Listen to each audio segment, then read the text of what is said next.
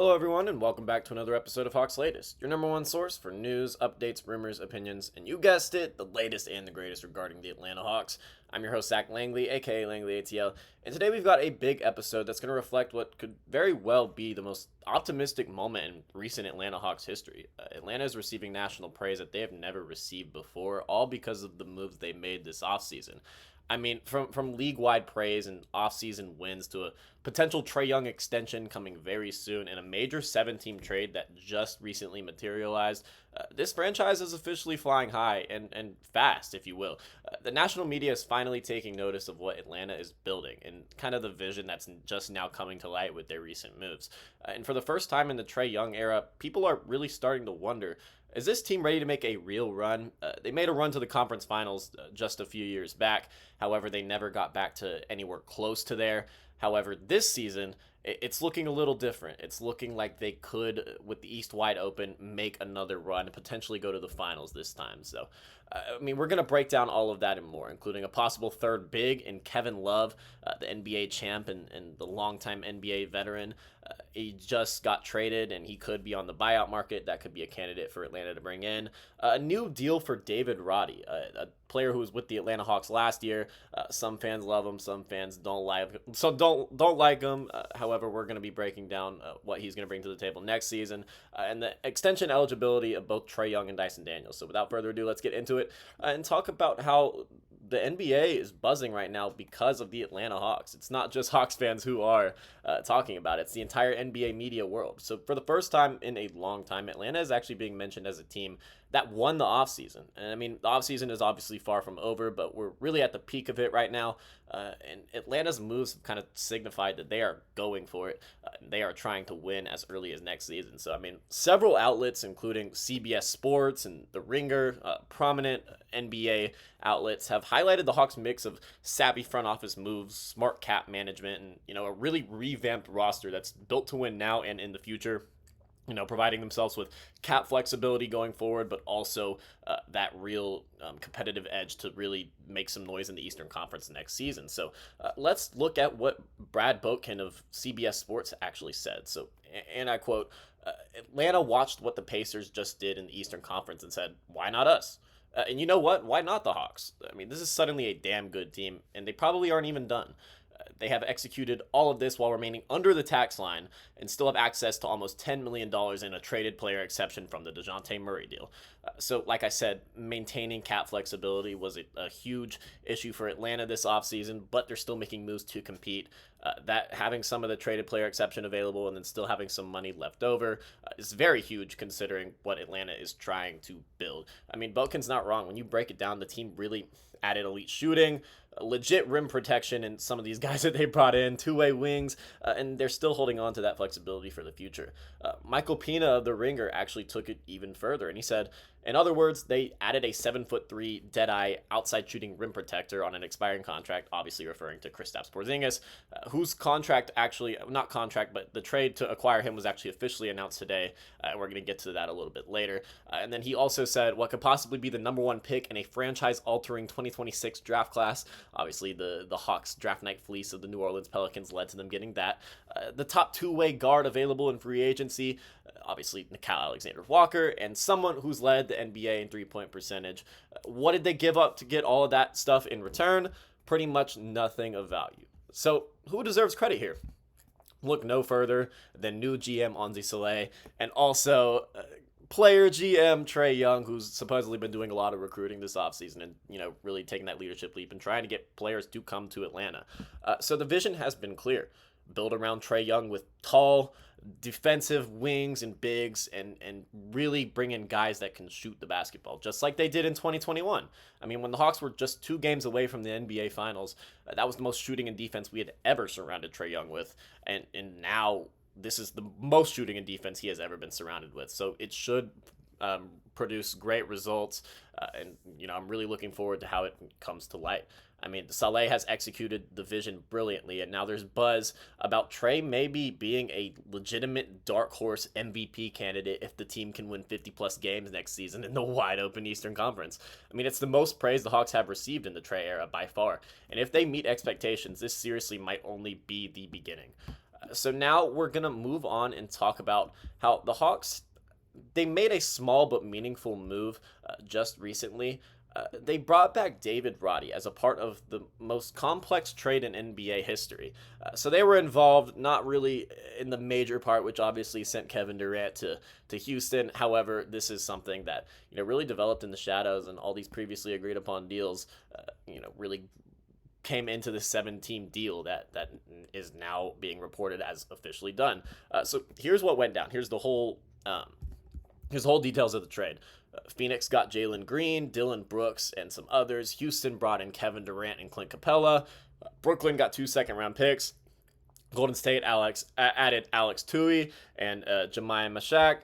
The Lakers brought in Adu Thero, the guy that they drafted and obviously acquired in the draft day trade. Minnesota picked up Rocco Zikarsky and more picks. And Atlanta, they walked away with a second-round pick swap, David Roddy and cash. So the Hawks actually did send out Daquan Plowden, who was one of their two-way players. They sent him out. I forgot where they actually sent him, but they sent Capella to Houston, and I think they might have also sent Daquan Plowden to Houston. I could be wrong.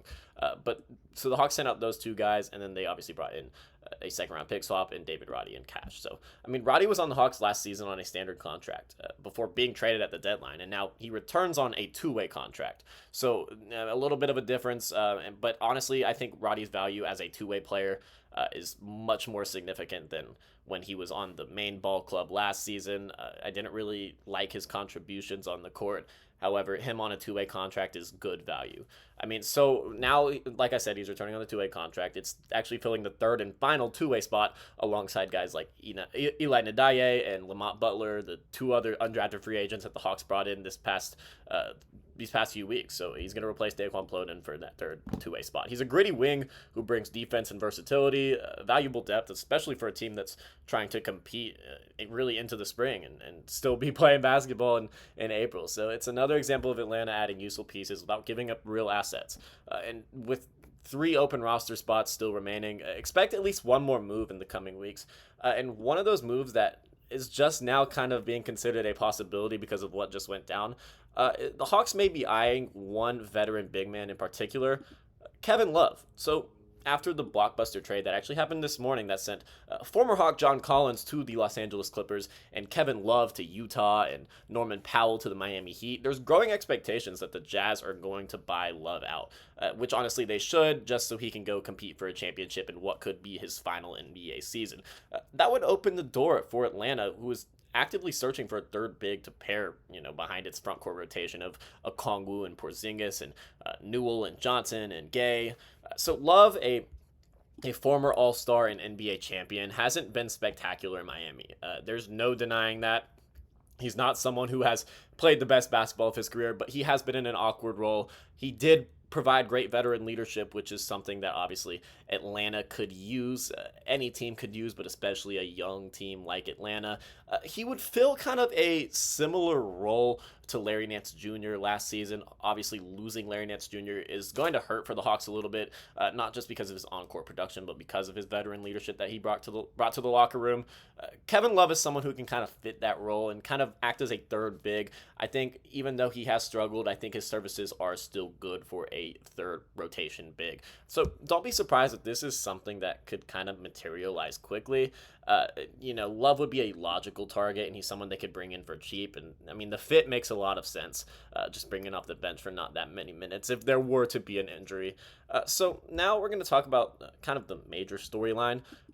Yesterday actually marked the official start of extension negotiations, and obviously previously agreed upon deals can be finalized as well, and we're seeing all of this get finalized. So I mean, Porzingis, the trade for Porzingis was just finalized, as we saw that this morning. The Hawks PR sent out an email, and then also just yesterday, Nickeil Alexander-Walker, his sign and trade was reported. Kennard hasn't been officially reported at the time we're making this video. However, I expect that to get done soon. So the two key names for the Atlanta Hawks this extension period are Trae Young and Dyson Daniels. So let's start with Dyson. He's up for a rookie scale extension, and based on comps, really looking at like the Jabari Smith Jr. deal and just other guys from around the time when Dyson was drafted, where they're particularly going, and what they're going for in these extensions. So it's likely, if I had to guess, Dyson's extension will likely fall in the 20 to 30 million per year range. I don't think he'll make as much as Jalen Johnson did, where he's making exactly 30 million annually for the next 5 seasons. I think Dyson will fall just short of that, but it'll still be a good value deal. If we can get Dyson for under 30 mil annually, that's a steal. No pun intended. So, I mean, given his size, defense, and improving shot, that's good value for a versatile, two-way guard who's one of the best defensive guards in the NBA. But the bigger headline is Trae Young because, Trae Young, he has definitely drawn some media attention due to his extension talks. So he's now eligible to sign a 4-year, $229 million max extension. And there are signs that a deal might be imminent. So just a few days ago, Trae actually posted an hourglass emoji on social media. We talked about that a little bit. Trae always does that when something is near.